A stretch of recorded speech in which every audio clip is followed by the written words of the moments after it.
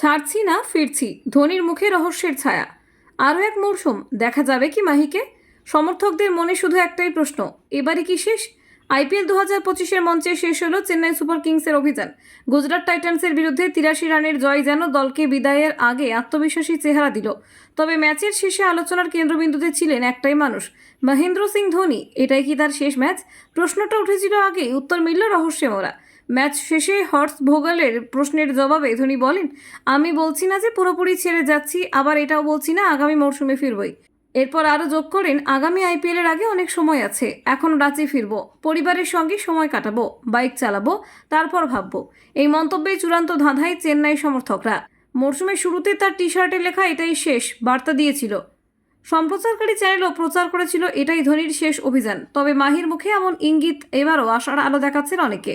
হয়তো আবারও একবার আইপিএলে দেখা যাবে ক্যাপ্টেন কুলকে।